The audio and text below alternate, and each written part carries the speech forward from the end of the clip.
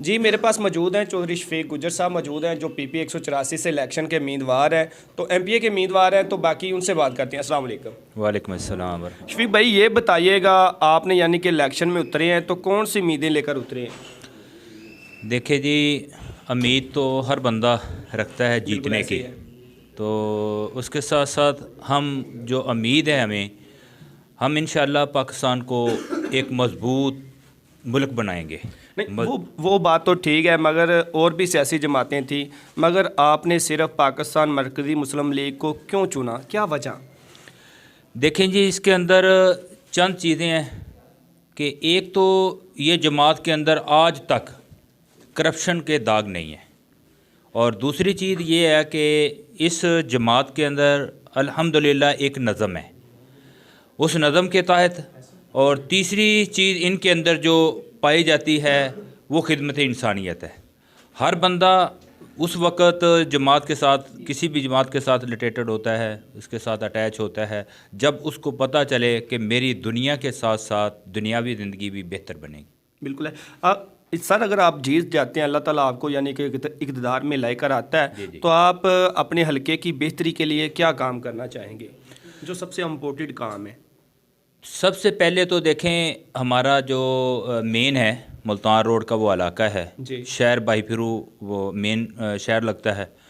वहाँ पे तलीम का बहुत फुकदान है, तलीम की कमी है। वहाँ पे कोई ऐसा कॉलेज नहीं बन सका जिस तरह के पत्तों के अंदर बन गया है, जो था भी वो भी ख़त्म कर दिया गया है। उसके साथ कोई मेन हॉस्पिटल नहीं है। हम कोशिश करेंगे कि इंशाल्लाह अवाम को तलीम के साथ अवेयरनेस आए, अवेयरनेस के साथ हम सेहत के निज़ाम के अंदर बेहतरी लाएंगे।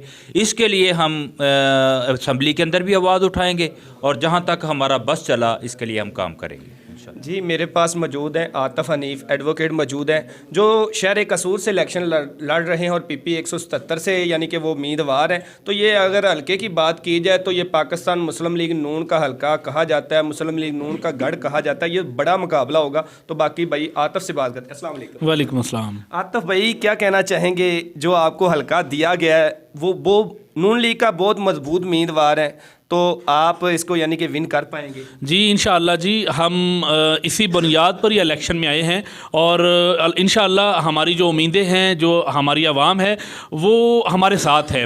नून लीग का दौर बहुत पहले गुजर चुका था, और आज आवाम जो है वो जाग चुकी है ना। शेर का निशान पहले होता था, अब शेर का निशान ख़त्म हो चुका है। आवाम को शऊर आ चुका है, अब धड़ेबाजियाँ वो ख़त्म हो चुकी हैं। अब आवाम के अपने हाथ में है कि वो किसको वोट देती है और किस तरीके से अपना नुमाइंदा मुकर्रर करती है। और इंशाल्लाह हमें आवाम पर पूरा भरोसा है, हमारे साथ चलेगी आवाम। नून लीग वाला दौर ख़त्म है, इंशाल्लाह हम इनको मात देंगे, और देखेगी दुनिया कि किस तरीके से पाकिस्तान मरकज़ी मुस्लिम लीग के प्लेटफॉर्म से हम जीते हैं। अच्छा आप ये भी बता दीजिएगा, अल्लाह ताला आपको कामयाबी अता फरमाए, अगर अल्लाह ताला आपको कामयाबी देते हैं तो आप कसूर के जो यानी कि मेन मसाइल हैं, अगर यूनिवर्सिटी का देख लें तो बहुत ज़्यादा दावे किए गए, वादे किए गए, मगर वादा वफा नहीं हो सका। उसके बाद अस्पताल की बात कर लें तो वहाँ भी यानी कि सहूलियात का फ़क़दान है। तो इस हवाले से आप इसकी बेहतरी के लिए कुछ करना चाहेंगे? जी जैसे देखें कि मेरे शहर कसूर के लिए बड़ी ही नदामत वाली बात है कि अगर कोई पेशेंट को हम जो डिस्ट्रिक्ट हॉस्पिटल है जिसका एक नाम है हमारे शहर कसूर नहीं बल्कि ज़िला कसूर के अंदर, अगर वहाँ पे मेडिकल के लिए लेके जाया जाता है तो वहाँ से आगे डॉक्टर्स का ये कहना होता है कि जी इसको लाहौर ले जाएं। तो वैसे तो पूरी सहूलियात हॉस्पिटल के अंदर हैं, लेकिन नाअहली जो सबसे है उसको हमने इंशाल्लाह ख़त्म करना है। दूसरी चीज़ है यूनिवर्सिटी। तो कई सालों से ये सुनने को मिल रहा है, कई सियासतदानों की तरफ से सुनने को मिला कि यूनिवर्सिटी का जो क़याम है कहीं पे हो रहा है, उसकी जगह लाट हो गई है, आज उसकी बुनियादें होंगी, आज इस तरीके से होगा। लेकिन इंशाल्लाह हम सिर्फ बातें नहीं, हम इंशाल्लाह बातों से काम भी करेंगे, और काम हमारे आज भी अल्हम्दुलिल्लाह हम खिदमत खलक कर रहे हैं। बहुत सी बुनियादों पर हमारे जो है ना वो ऐसे प्रोजेक्ट चल रहे हैं, जैसे ब्लड ग्रुपिंग के हवाले से है, इसी डिस्ट्रिक्ट हॉस्पिटल के अंदर फ्री दस्तरखान के हवाले से है, इसके जैसे सलाम मुतासरीन के हवाले से अल्हम्दुलिल्लाह हमने बहुत काम किया है। ये सब कुछ आया है। लास्ट में सर ये भी बता दीजिएगा, जो हमारे एमपी होते हैं पहले जब इलेक्शन होने से पहले तो वो वाम के साथ घुल मिल जाते हैं, उनकी मोहब्बत होती है, मगर जब उनको अवाम को कोई काम पड़ता है उनके मिलने के लिए यानी कि बहुत ज़्यादा मुश्किलात का सामना कर, इलेक्शन जीतने के बाद आप भी अवाम में रहेंगे या अवाम को छोड़ देंगे?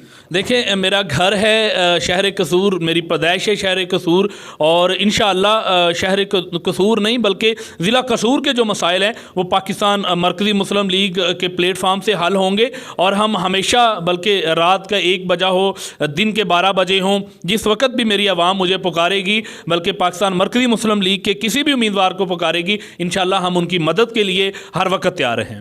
जी नाज़रीन, आपने देखा PP 184 और PP 177 के मेरे पास उम्मीदवार मौजूद थे। उनका कहना है कि हम हर वक्त हम अवाम के लिए, उनकी खिदमत के लिए हाज़िर है। इसी के साथ अपने मेज़बान सरदार, एक चीज़ जो मैं वादा करना चाहता हूँ कि हमने ना कभी पहले आवाम को छोड़ा है और ना आइंदा छोड़ेंगे।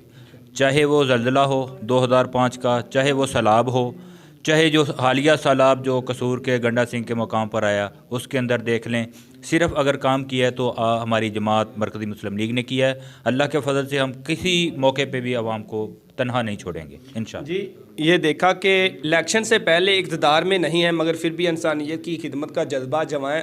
स्टील बाग अस्पताल की अगर बात की जाए तो वहाँ भी मरकज़ी मुस्लिम लीग दस्तरखान लगाती है, वहाँ पर मरीज़ों को फ़्री में खाना खिलाया जाता है। और अगर बात की जाए सैलाब की, फ़्लड की, तो वहाँ पर भी सबसे पहले सबसे आगे पाकिस्तान मरकज़ी मुस्लिम लीग के नौजवान, सैलाब में भी आपने हमा वक्त देखे होंगे कि अपने यानी कि गरीब बहन भाइयों की, दुखी इंसानियत की खिदमत में सबसे आगे रहे। तो इनका कहना है कि इलेक्शन जीतने के बाद भी अल्लाह ताला अगर हमें इक़्तिदार बख्शता है तो इंशाअल्लाह पहले से बढ़कर आवाम की खिदमत की जाएगी। इसी के साथ अपने मेज़बान सरदार जवेदा शडोगर को दीजिए इजाज़त। अल्लाह निगहबान।